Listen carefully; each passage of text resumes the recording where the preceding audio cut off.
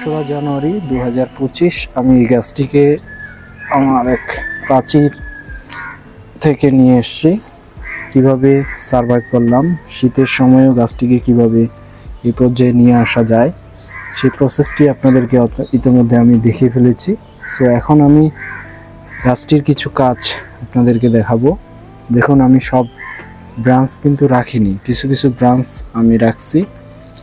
চলুন কিভাবে আমরা সেই ব্রাঞ্চগুলোকে সিলেক্ট করি সেই কাজটি আগে দেখি। এটি আজ থেকে 7 দিন আগের একটি ভিডিও, যেখানে আমি আপনাদেরকে কিছু গুরুত্বপূর্ণ কাজ দেখাতে চলেছি। তো দেখুন, প্রায় 1 মাস 15 দিন পর গাছটির যে গ্রোথ, সেই গ্রোথটি আপনারা অবশ্যই লক্ষ্য করতে পারছেন। চতুর্দিকে অনেক ব্রাঞ্চ বেরিয়ে আসছে, আর সবচেয়ে যে বড় গুরুত্বপূর্ণ বিষয়টি সেটি হচ্ছে একই জায়গা থেকে একাধিক ব্রাঞ্চ। এই ক্ষেত্রে আপনাদেরকে অবশ্যই সুন্দরভাবে এবং ভালোভাবে ডিসিশন নিতে হবে যে কোন ব্রাঞ্চটি রাখলে আপনার গাছটিকে অনেক সুন্দর দেখাবে এবং একটি পরিপূর্ণ গাছের মতো মনে হবে, অর্থাৎ সেই ব্রাঞ্চটি আপনি রাখবেন। আর একাধিক জায়গায় যে 3টি ব্রাঞ্চ অথবা 4টি ব্রাঞ্চ থাকলে অবশ্যই হেলদি ব্রাঞ্চটি নেওয়ার চেষ্টা করবেন, যেটি অনেক হেলদি এবং স্বাস্থ্যবান। সো সেই জন্য আমি প্রত্যেকটি জায়গা থেকে সেই ব্রাঞ্চগুলো সিলেকশন করছি। আর এটি একটি অবশ্যই খুবই গুরুত্বপূর্ণ একটা বিষয়। দেখুন, এখানে প্রায় কয়েকটি ব্রাঞ্চ একসাথেই। সো সবচেয়ে যে ছোট ব্রাঞ্চটি সেটি আমি আগে কেটে নিলাম, তারপর এই ব্রাঞ্চটি। আর একেবারেই তৎক্ষণাৎ এই ডিসিশনগুলো নিলে হবে না, আস্তে আস্তে ডিসিশনগুলো নিয়ে আপনাকে ধীরে ধীরে এগোতে হবে সামনের দিকে। যেহেতু এই সময়টাতেই আমাকে ব্রাঞ্চগুলো স্যাক্রিফাইস করতে হচ্ছে, এটির মূল কারণ। আর এখন যদি আমি কয়েকটা ব্রাঞ্চ রেখে বাকি ব্রাঞ্চগুলো ফেলে রাখি, তাহলে গাছটির ওই ব্রাঞ্চগুলোই বেশি খাবার পাবে। এতে করে আমার যে ধারণা, অর্থাৎ আমি যেরকম একটি গাছ করতে চাচ্ছি ঠিক সেই গাছটিতে বা সেই আইডিয়াতে আমি খুব দ্রুত সামনের দিকে এগোতে পারবো। তাই আমি 1 মাস 1.5 মাস পরেই এই সিদ্ধান্তটা আমাকে নিতে হচ্ছে।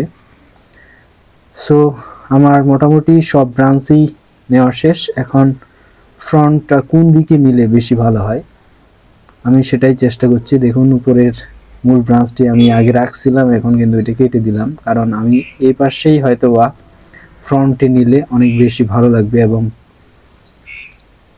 সুন্দর একটি ফ্রন্ট আসবে বলে মনে হচ্ছে।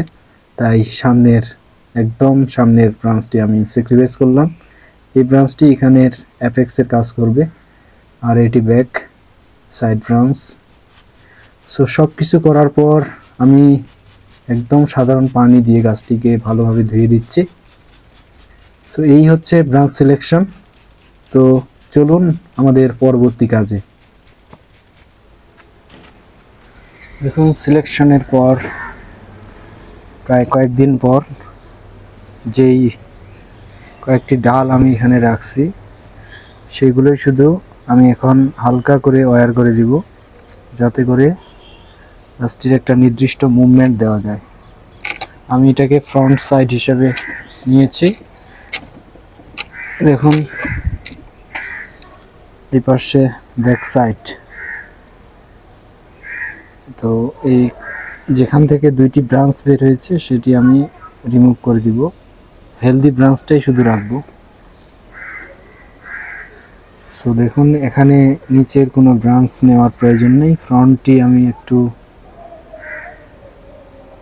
একদম ক্লিয়ার রাখবো, কেননা ফ্রন্টটা সুন্দরভাবে যেন দেখা যায় সেটি আমি চেষ্টা করব সবসময়। এটি এই পাশে একটা ব্রাঞ্চ, এটি যাবে, এটি এই পাশে, এটি এই পাশে, এটি হচ্ছে আমার মূল এফেক্সের কাজ করবে, এটি হচ্ছে আপনার ব্যাক ব্রাঞ্চ। এভাবেই প্রত্যেকটি ব্রাঞ্চ আমি সিলেকশন করব। এখন ওয়্যারিং করব। এটি হচ্ছে অ্যালুমিনিয়াম ওয়্যার।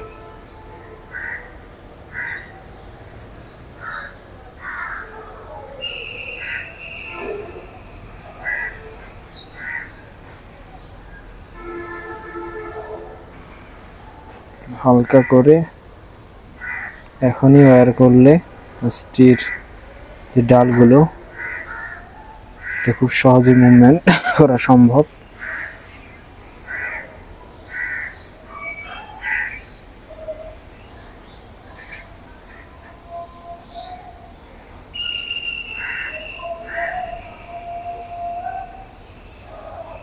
এইভাবে আলতো করে ধরে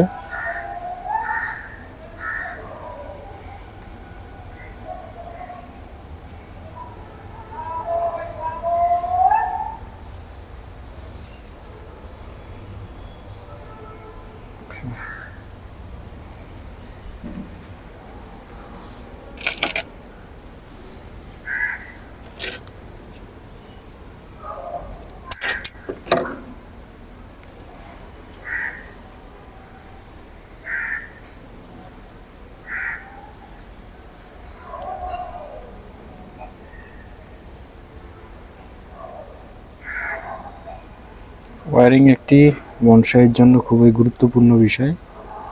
সো সবসময় এটাকে গুরুত্বের সহকারে আমাদের করতে হয়।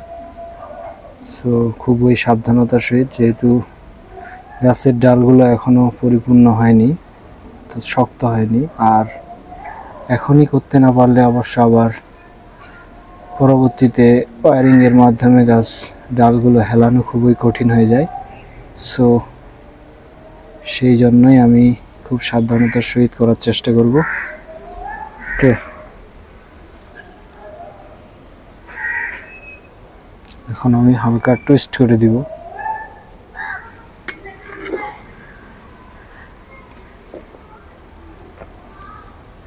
এইভাবে ধরে আলতো করে, ওকে,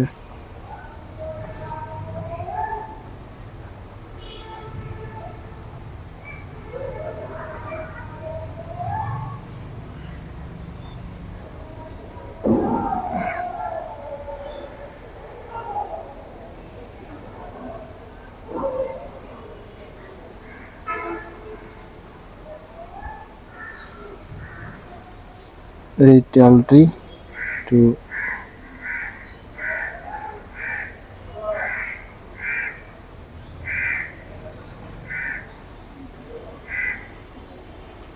দুই আঙ্গুলে এইভাবে প্রেস করতে হবে হালকা করে। ওকে,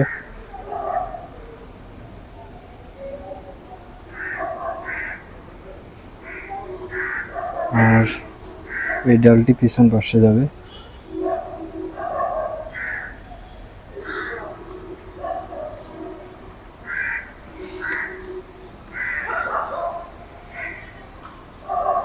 এই পজিশনে থাকবে গাছটির। দেখুন, এটা এই পাশে যাবে, এটা এই জায়গায় গ্যাপটা ফিল আপ করবে, এটা এখানে। সো হেভি কিউট হবে একটা গাছ। এটি আমি নিচেরটি রাখবো না,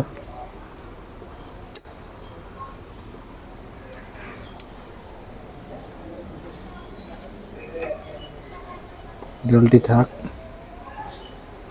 এটি এই পাশের এই গ্যাপটি ফিল আপ করবে।